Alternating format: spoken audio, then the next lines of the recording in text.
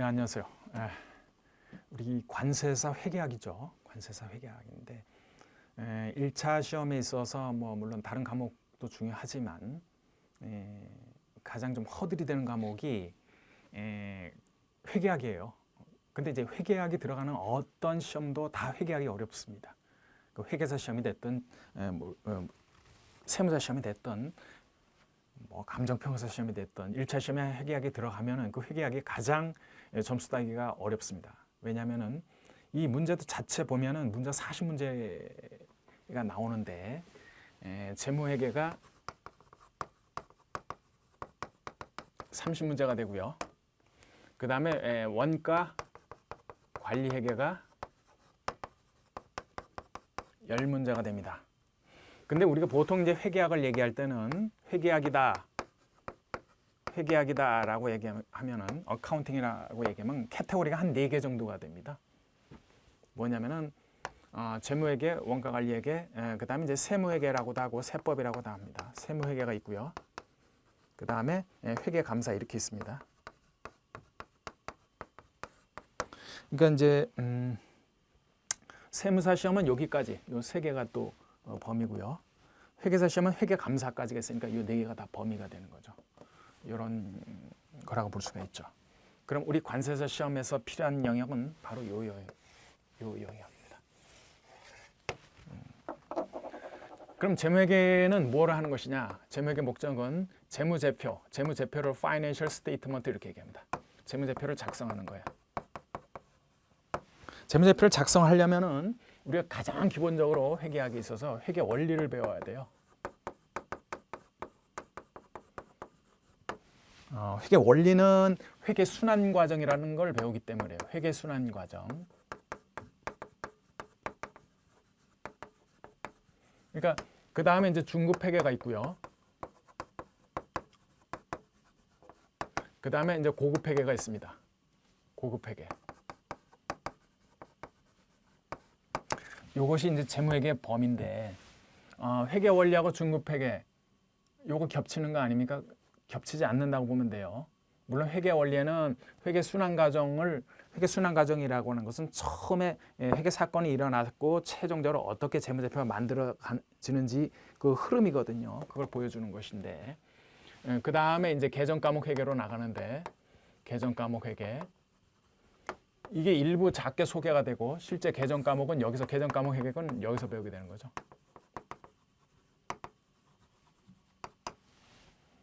그 다음에 이제 그래서 중급 회계까지만 가면은 우리가 원하는 재무제표는 만들 수가 있어요.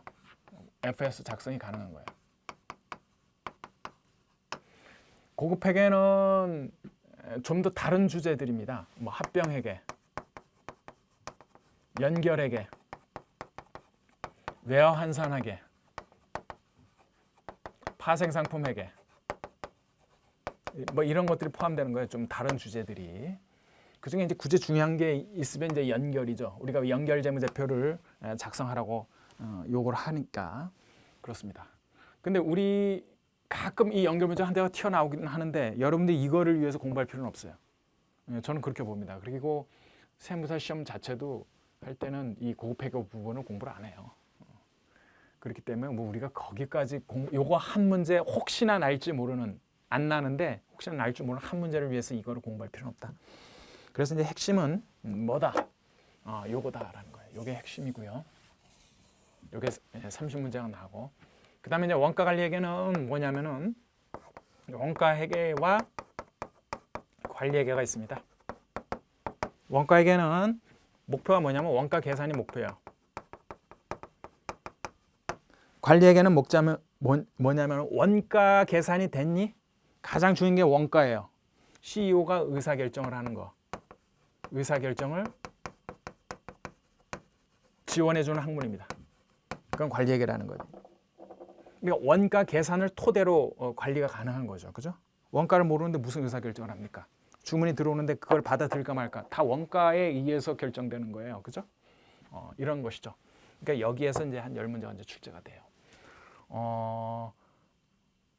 단연코 우리는 이거를 40문제를 제한된 시간에 풀지 못해요. 어느 시험도 다 그래요. 그 40문제 다 풀겠다? 그런 건 뭐 다른 걸 포기하겠다라는 얘기죠. 그러니까 이것과 달리 이제 내국 소비세법은 계산 문제가 많지 않아요. 썰이기 때문에 계산 문제가 별로 많지가 않습니다. 그래서 내국 소비세법을 열심히 해서 점수를 올리시되 이 회계학은 절대로 60점 이상 맞는 시험이 아니에요. 80점이 목표다, 90점이 목표다 이렇게 하면 그분은 떨어져요. 우리의 목표는 한 60점만 맞으면 충분하고요. 운 좋으면 70점이에요. 그 이상 맞을 수가 없어요. 왜? 시간 내 문제를 다 못 풀기 때문에 그래요. 그래서 여러분은 공부를 열심히 하시고 어려운 문제다라면 빨리 스킵을 해서 다른 문제를 2개 풀 거 한 문제 시간을 쏟아보면 안 되잖아요. 그런 것을 전략적으로 잘 판단할 수 있어야 돼요. 어느 부분이 공부가 안 됐다. 심지어는 어느 부분 그냥 리스 뭐 일례로 공부를 하지 말라는 게 아니라 리스가 어렵다 또는 뭐 법인세가 어렵다. 그거 뭐 버리지 뭐 한 문제. 이럴 수도 있는 거예요. 전략적으로 판단을 하면은 공부를 하지 말라가 아니라. 그래서 이제 공부를 많이 해야 그것도 여러분들 순간순간 판단이 가능해지는 겁니다. 그래서 항상 이제 그 썰 문제는 이제 다 풀어야 되고요. 썰 문제를 다 푼다고 해서 다 맞춰지지는 않습니다. 이 이론이 이제 쉽지는 않기 때문에. 그 다음에 이제 계산 문제를 쭉 풀되 만약에 뭐 연결 문제가 나왔다, 땡큐도 이거 하면 스킵하라는 얘기니까. 이거는 그렇죠. 그래서 그 어렵다라고 생각하는 문제는 빨리 스킵을 해서 최대한 풀고 나머지는 몰아서 이제 이렇게 찍는다 그럴까요? 그렇게 처리를 해서 점수를 받는 게 좋다. 그래서 이제 모든 학문의 기초는 이제 회계학인데 특히 이제 재무하고 원가 관리 회계가 이제 중요한 이거 학문입니다. 이번 기회를 통해서 여러분들 공부를 하시고 나중에 이제 관세사 하실 때 이런 내용도 매우 아주 필요한 내용이기 때문에 공부를 열심히 해두시고 점수는 그다지 연연하지 말자. 60점 이상만 맞으면 될 것 같다. 이런 전략으로 나가시면은 우리 수업하고는 거의 목적 달성하는 데는 큰 무리가 없을 겁니다. 아마. 뭐 어렵게 내기 시작하면 뭐 끝도 없는 건데 우리는 이제 스킵이라는 무기로 이제 대응해 나가는 거죠. 어차피 한 5문제 이상은 스킵을 할 수밖에 없어요. 못 풀기 때문에 그래요. 그 시간 내에. 그래서 그런 걸 각오하고 시간 안배를 고려해라.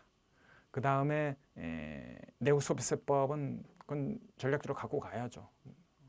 그래서 이제 문제를 전반적으로 점수는 딴 데서 따고 회계학에서 한 60점 이상을 갖고 간다. 이런 전략으로 가시면 될 것 같습니다. 수업 내용은 철저하게 한 60점 이상 맞을 수 있게끔 제가 강의를 해드리니까 따라오시면 될 것 같고요.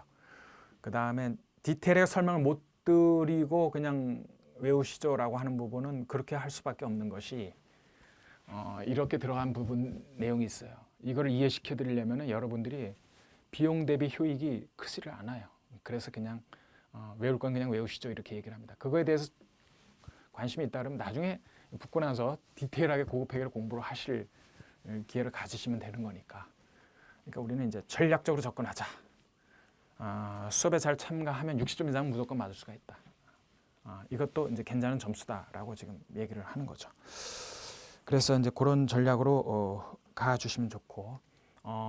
큰 카테고리에서 중요한 건 뭐냐면은 재고자산 부분이 중요하고요. 자산에서 특히 유형자산 부분 가장 중요합니다. 뭐 6개, 7개, 8개 문제 막 많이 나요. 뭐 10문제 가까이 날 때도 있어요. 유형자산 부분은 철저히 이해하고 넘어가야 됩니다. 놓치면 안 됩니다. 그렇고요. 그다음에 사채 문제가 나오는데 사채는 가끔 어려운 문제가 나올 수도 있고요. 그런 경우다라고 하면은 그냥 뭐 스킵으로 대응할 수도 있습니다. 그다음에 이제 자본 문제 뭐 그렇습니다. 그러니까 핵심이 재고와 유형자산 거기 카테고리가 크다라는 거 그걸 염두에 두시고 공부를 해 주십사 당부드립니다. 자, 잘 따라오실 거죠? 60점은 통과할 수 있게끔 해드리겠습니다. 네, 실제 수업에서 뵙겠습니다. 수고하셨습니다.